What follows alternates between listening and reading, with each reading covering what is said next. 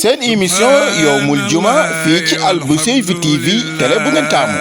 mbokki asalaamaaleykum wa rahmatullahi wa barakaatuhu ñoo ngi fii ci juma bi nga xam ne mooy juma ju mag fii ci Louga Bambara fa tabarakallahu tey seen émission yowmul juma ñu fas yéene ko amal fii fa tabarakallahu ci teewaay mboolem waa Louga Bambara borom dëkk imam beeg ñëpp fa tabarakallahu mbokki juma ji moom la fi Cheikh Sidi Khouya bàyyoon waaye jàkk la woon waaye Serigne Mouhamadul Bachir Kounta moo ko soppi def ko muy juma tey nag nga xam ne doon jéggaani julli juma tey nag si biir dëkk bii di Louga Bambara la ñuy jullee juma kon fa tabarakallahu jërëjëf Serigne Mouhamadul Bachir Kounta mbokk yi tey nag julli bi ñu ngi ci fas yéene ànd ak imam Mouhamadul Khalifa Kounta imam naibu imam Abdul Karim Kounta tey moom lañ fas yéene ànd si julli bi mbokk yi léegi-léegi ñu dugg si juma ji incha allah.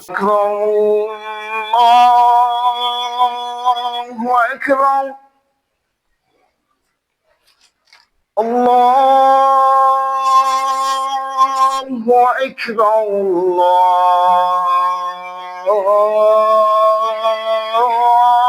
الله أكبر أشهد أن لا إله إلا الله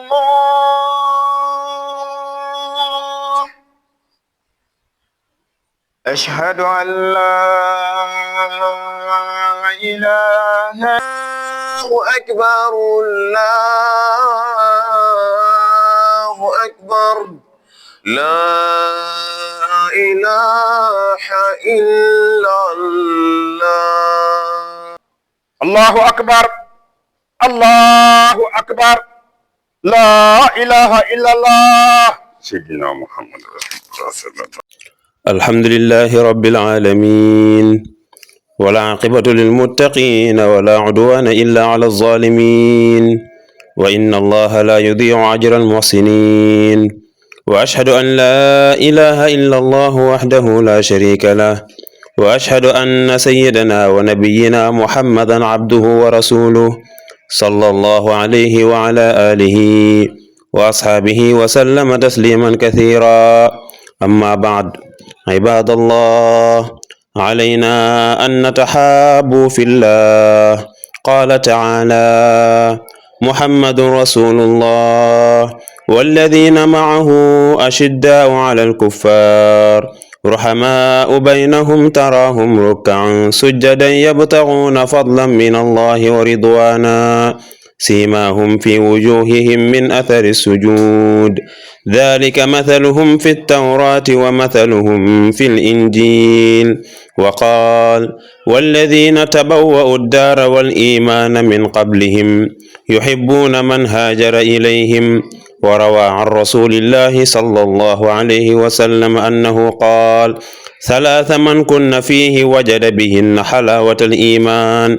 أن يكون الله ورسوله أحب إليه مما سواهما وأن يحب المرء لا يحبه إلا الله وأن يكره أن يعود في الكفر بعد أن أنقذه الله منه كما يكره أن يقذف في النار وفي الحديث والذي نفسي بيده لا تدخلوا الجنة حتى تؤمنوا ولا تؤمنوا حتى تحابوا أو لا أدلكم على شيء إذا فعلتموه تحاببتم أفشوا السلام بينكم وعنه قال قال الله عز وجل المتحابون في جلالي لهم منابر من نور يغبطهم النبيون والشهداء أقول قولي هذا وأستغفر الله لي ولكم من كل ذنب فاستغفروه إنه هو الغفور الرحيم.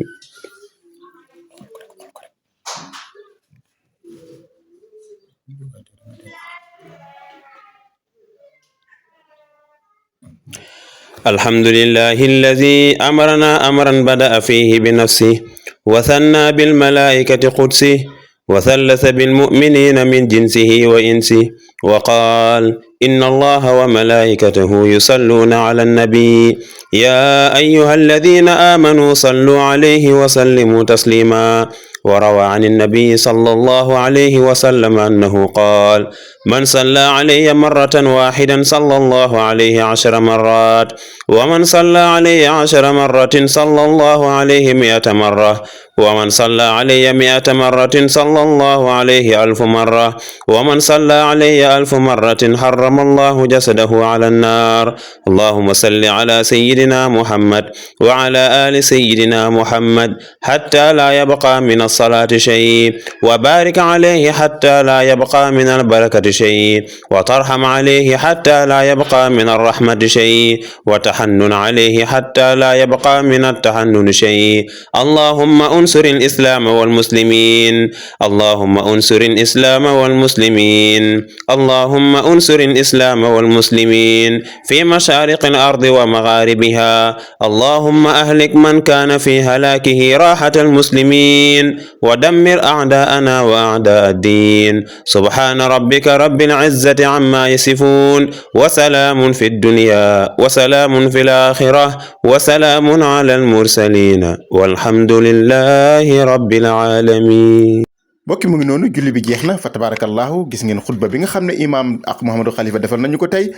te xutba gi gàtt nga nag làmbug njëriñ fa tabarakallahu wax ci lu am solo nga xam ne nit ñëpp war nañ cee bàyyi xel. kon mbokki mu ngi noonu fii ci Louga Bambara